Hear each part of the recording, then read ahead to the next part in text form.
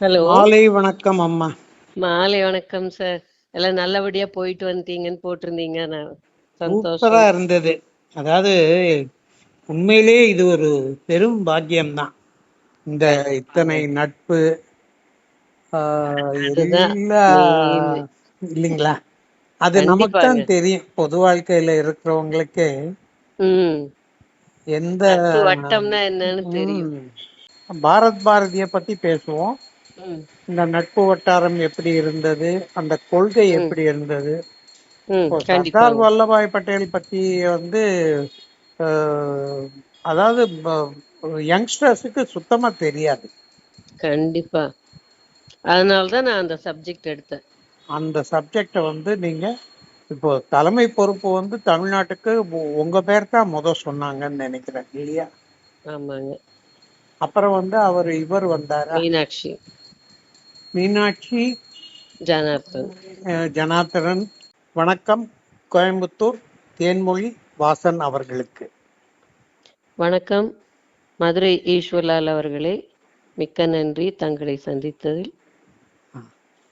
நாம வந்து இப்போ ஏக்தா நகர் குஜராத்ல பாரத் பாரதி அந்த சம்மேளனம், அதாவது மாநாடு அப்படின்னு கன்வென்ஷன் அப்படிங்காங்க, ஆதிவேஷன் அப்படின்ட்டு ஹிந்தியில சொல்றாங்க, அதிவேஷன் அப்படின்னு சொல்றாங்க. அங்கே நாம வந்து முதல் சந்திப்பு நமக்கு வடோதராவில் சர்க்கியூட் ஹவுஸ்ல ஏற்பட்டது. அந்த உங்களை சந்தித்த தருணமே வந்து அது ஒரு நல்ல ஒரு சூழ்நிலை. அதாவது எல்லாருமே வந்து ரொம்ப சந்தோஷமா, எல்லாரும் ஒரு டிஃபரண்ட் ஃபீலிங். அங்கே நாம் வந்து வெவ்வேறு மாநிலங்களில் இருந்து நாம் அங்கே வந்து ஒரு காரணத்துக்காக அங்கே ஜாயின் பண்ணுறோம், மீட் பண்ணுறோம், பேசுகிறோம். அப்படிங்கிறது வந்து ரொம்ப நல்லா இருந்ததுங்க. இந்த பாரத் பாரதியை பற்றி, பாரத் பாரதியோட உங்கள் தொடர்பு எப்படி ஏற்பட்டது, அந்த இப்போ இந்த மாநாடு அனுபவங்கள், சர்தார் வல்லபாய் பட்டேல் இரும்பு மனிதர் அப்படின்னு ஒரு சின்ன வார்த்தையில சொன்னா அது வந்து அவ்வளவு சரியான இது இல்லை. அவர் வந்து அவர் தேசத்துக்காக பண்ணியிருக்கிற காரியங்கள், சேவைகள் வந்து மிக பெரியது. நாம 2 பேரை வந்து ஒரு வழிக்கு கொண்டு வரணும்னாலே வந்து பெரிய விஷயம். ஆனா அவர் அங்கே குட்டி குட்டி ராஜாக்களை வந்து, சமஸ்தானங்களை வந்து அவர் ஒன்று சேர்த்து பேசி கன்வின்ஸ் பண்ணி அரசாங்கத்தோட இணைய வைக்கிறது எவ்வளவு பெரிய சேவை. அதை அவர் பண்ணியிருக்காரு. அவரோட 150வது ஜெயந்தி விழாவை நாம் எல்லாரும் சேர்ந்து 150 சிட்டிஸில் நாம் கொண்டாட போகிறோம். அதை பற்றி நீங்கள் சொல்லுங்கள் மேடம். உங்களை பற்றியும் சொல்லுங்கள், பாரதியை பற்றி சொல்லுங்கள், சர்தார் வல்லபாய் பட்டேல் பற்றி சொல்லுங்கள் மேடம். மிக்க நன்றி திரு ஈஸ்வர்லால். பாரத் பாரதின்னு எடுத்துட்டீங்கன்னா இது வந்து ஒரு குடும்ப அமைப்புன்னு சொல்லலாங்க.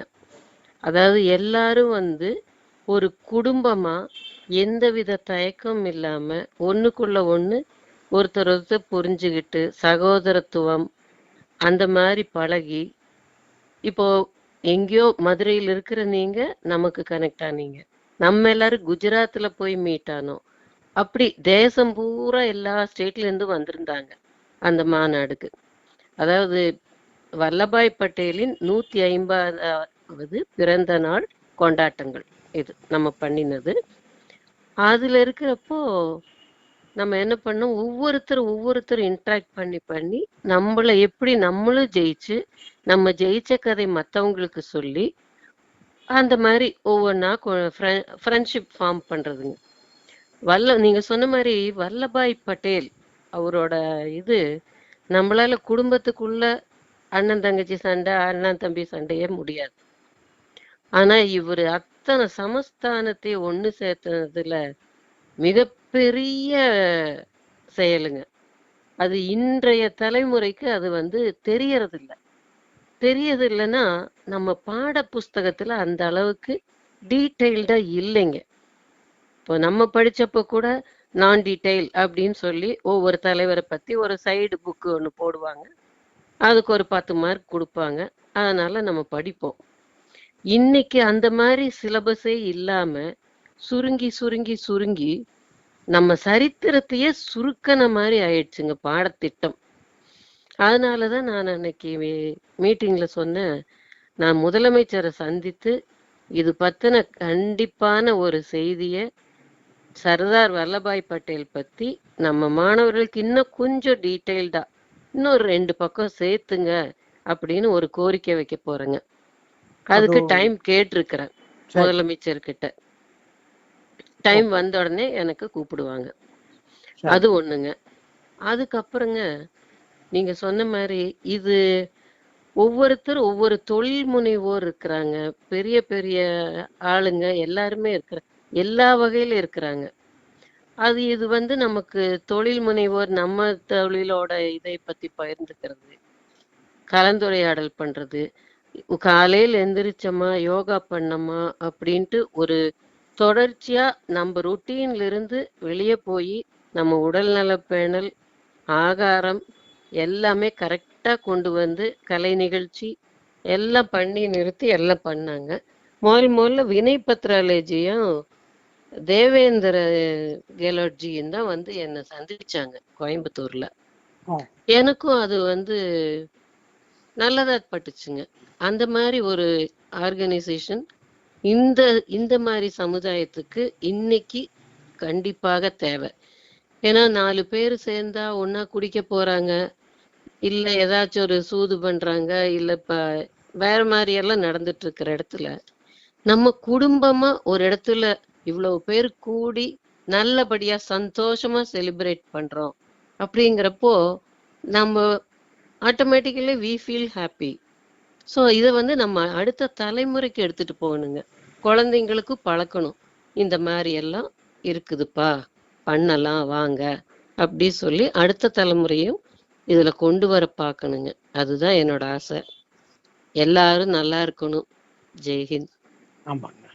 நீங்க சொன்ன மாதிரி அதாவது இன்றைய சூழ்நிலையில் நாம வந்து அக்கம் பக்கத்துல யார் இருக்காங்க, அவங்களுக்கு என்ன தேவை, என்ன பிரச்சனை, ஒண்ணுமே நாம வந்து கண்டுக்கிறது இல்ல. சிட்டிஸ்ல வந்து அது ரொம்ப ஜாஸ்தி. கிராமங்கள்ல வந்து அடுத்த வீட்டுல அடுத்த தெருவுல என்ன நடந்தாலும் ஊர் பூரா தெரிஞ்சிடும். ஆனா நாம வந்து இப்ப மெட்ராஸ் மாதிரி நான் இருக்கிற எனக்கு மதுரை பூர்வீகம், நான் இருக்கிறது சென்னை. மதுரை வந்து பூர்வீகம்ங்கிறதால வந்து நான் அடிக்கடி இங்கேயும் வருவேன், அங்கே மெட்ராஸ்லேயும் இருப்பேன்.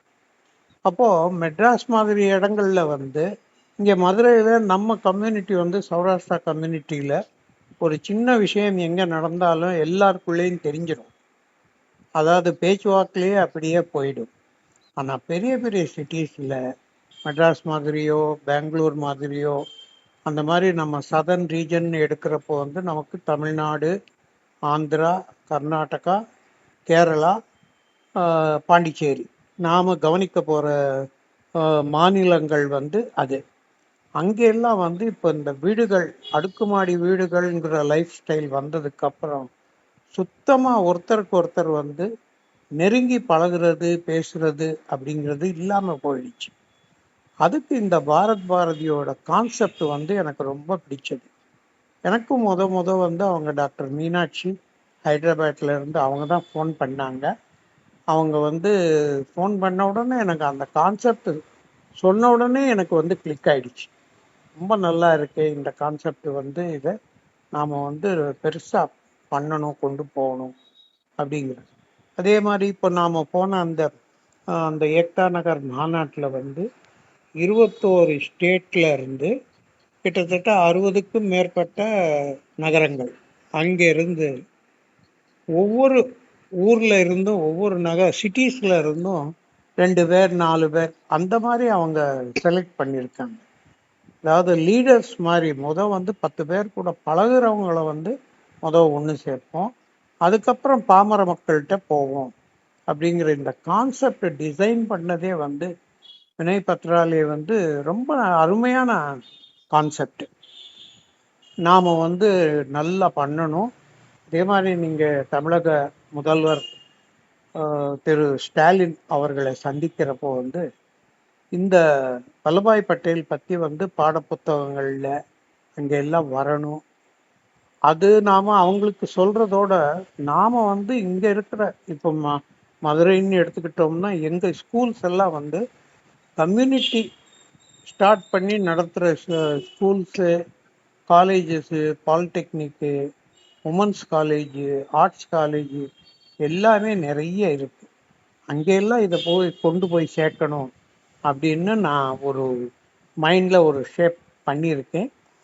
அதுக்கு முன்னாடி வந்து யார் நம்ம இந்த பாரதியில் இருக்கிறவங்களுக்கு நாம் வந்து ஃபீட் பண்ணணும். நாம் வந்து சர்தார் வல்லபாய் பட்டேல் பற்றி அவரோட படங்கள் வந்து திரைப்படமாக ஃபீச்சர் ஃபிலிமாகவே வந்து ஒரு 2-3 வந்திருக்குங்க. நான் உங்களுக்கு அந்த லிங்க்கும் அனுப்புகிறேன். அந்த படம் பார்த்தீங்கன்னாக்கா அதான் யூடியூப்லேயே கிடைக்குது. அந்த சரி, படங்கள் எனக்கு பார்த்தீங்கன்னா ஒரு நிமிஷம்.